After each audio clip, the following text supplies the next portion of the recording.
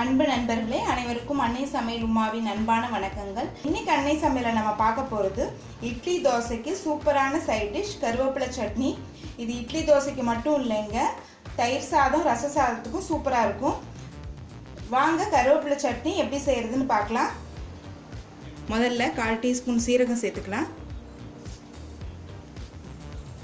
அடுத்தது 1 டீஸ்பூன் தனியா,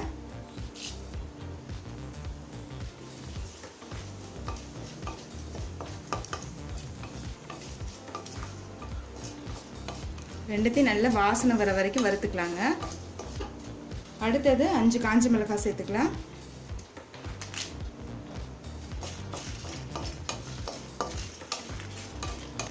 இப்போ மிளகாயும் நல்லா வறுத்தாச்சுங்க. இப்போ இது எல்லாத்தையும் எடுத்து தனியாக வச்சுக்கலாம். கடாயில் தேவையான அளவு எண்ணெய், முதல்ல 2 பூண்டு சேர்த்துக்கலாங்க. அடுத்தது 1/2 கப் கருவேப்பிலை சேர்த்துக்கலாம்.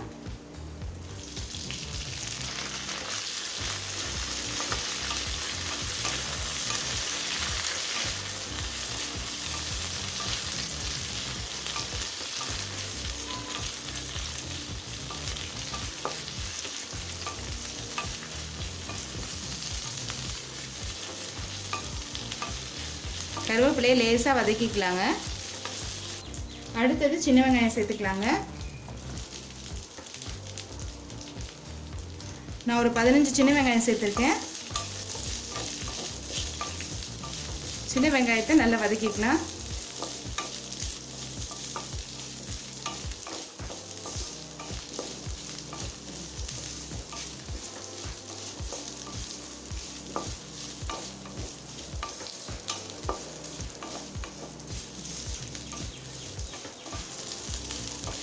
இப்போ சின்ன வெங்காயமும் நல்லா வதங்கிடுச்சுங்க.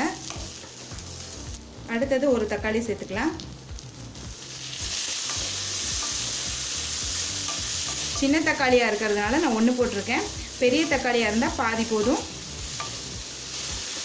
இப்போ தக்காளியும் நல்லா வதங்கிடுச்சு. தேவையான அளவு புளி.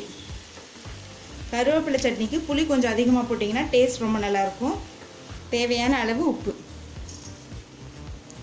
இப்போ இதெல்லாம் ஆறின பிறகு வதக்கின தனியா, சீரகம், மிளகாயோடு சேர்த்து மிக்சியில் தேவையான அளவு தண்ணி சேர்த்து நைஸாக அரைச்சிக்கலாங்க.